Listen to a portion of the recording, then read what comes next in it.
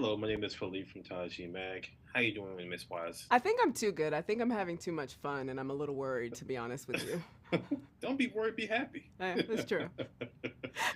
I think the last time we talked, it was for Wake with Dr. Rebecca Hall. So Mm-hmm. it's a pleasure talking to you again. Likewise. Um, so can you just elaborate on the preparation for this role? Did you look at some old horror films? Did you think about your own imaginary friend? Like, how did you go about it? I am very nerdy actor script first. So my process is pretty comparable with everything I'm working on. It's like, oh, is there a set of practical skills I need? So I was refreshing. I've played a visual artist before, so I was refreshing a lot of those skills and just painting in my home. Taking Mm, a course, a virtual course online.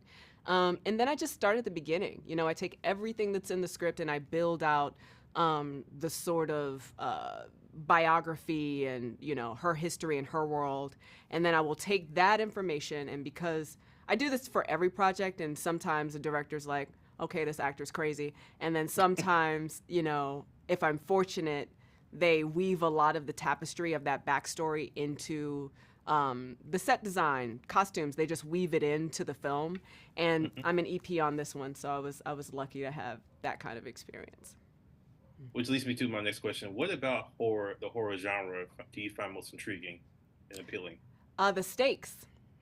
Mm, As an actor, it becomes a real playground. It's very hard to do too much.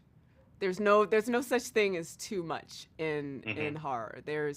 There are absolutely certain beats you have to hit. There's a certain quality and tone and element, but I really gravitate towards psychological horror.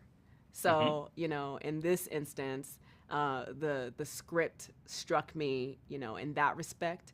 I love movies that don't necessarily like get to the monster immediately, hmm where there's like a real thread, a real tone underneath, an actual story, like a depth of backstory, and yeah, yeah, all of that. Gotcha. So was it hard to try to tap into like the fear element of your character, or was it pretty easy? I'm always afraid. Really? I always What's your have biggest? a I always have a healthy dose of access to my vulnerability, even if I'm hmm not afraid for myself. hmm I think there is plenty in the world to be frightened of. And that doesn't Yes. mean that, I'm like living, stressed out. It hmm just means that my eyes are open. Oh, for sure. Which leads me to my next question. How do you think this film, as a lead black actress in a horror film, kind of correlates with what's going on in the real world? How does it correlate to what's going on in the real world? I think, one thing that this conversation that I had with Jeff when we first met, he was asking me, essentially, he said, DeWanda, I'm a little concerned because your characters often come across as like very strong and capable. hmm And I told him, I was like, oh, I know, Jeff, because I am very capable, but I'm tired. Mm, And I find that time and time again, without fail, I find myself, and one of the positive things about social media is that you kind of know what the moment is, hmm and I will be in a particular moment, and then I'll be online and I'll be like, oh, we're all in this moment. We all agree, and there's something about the last several years and this conversation of black women's strength and burnout where we've collectively gone, we want to be soft. hmm We're we want to be soft, we want to be cared for, we want to be saved. You know what I mean? We don't want to always be the hero. Yeah, Um, yeah, and so, more than anything, what I'm proud of in this role is adding to a certain canon and a legacy of soft black women. yeah. I am one, so it's not hard. But I'm just really thankful that the opportunity presented itself, in this vast and, wide release of a space to see that. Yeah, which leads me to my next question. Like, the one thing I really appreciated was that the father in this film, was protecting his daughter, even with this like presence, this imaginary monster. Did that resonate with you or connect with you when you read the script, and how did it look on screen to you? Well, that's the part that made me. If there was a moment, if there were moments in this movie where I was like, yes, I want to do that. Mm-hmm. The actor who plays Jessica's father, his name is Sam Salary. He is a father himself. Mm-hmm. And such a beautiful human being. And we treated that story with, I think more than anything, honestly, in the movie, I had my like shoulders up the most Mm-hmm. about the thread that we were threading. You know, Sam Salary's like 6'6". You know what I'm saying? Like he's a man, you Yeah, know? he's a big guy. And he has to have that duality of when we see it in the beginning of like kind of a like an ambiguous nightmare.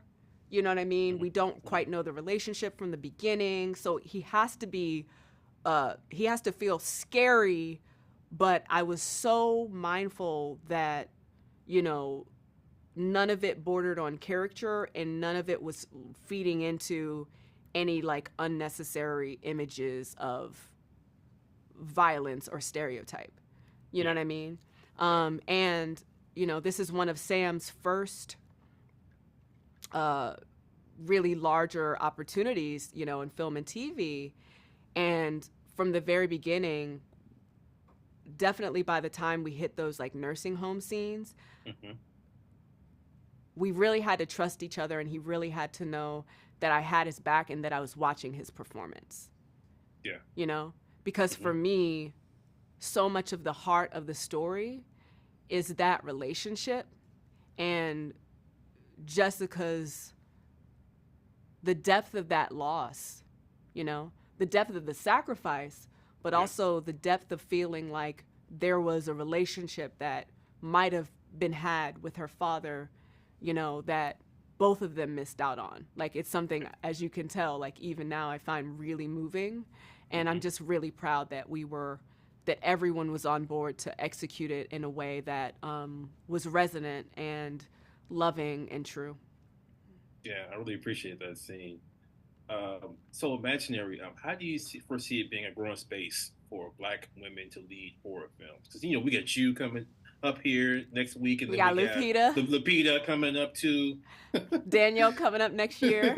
Yeah, Daniel coming up. Yes. So just give me some of your thoughts on what do you think the space is and how you think it will improve over the years. You know, I am a little something I kind of recognized early on. I recognized this like back when I was training.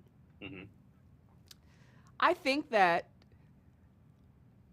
depth is just our birthright. Yeah. Like I just think, you know, in many respects, I've always felt like I've always had the depth as an actor that I have now, which as you can imagine is really awkward in your 20s cuz nobody Mm-hmm. needs, you know what I mean? Nobody needs. It's why so many of us work later.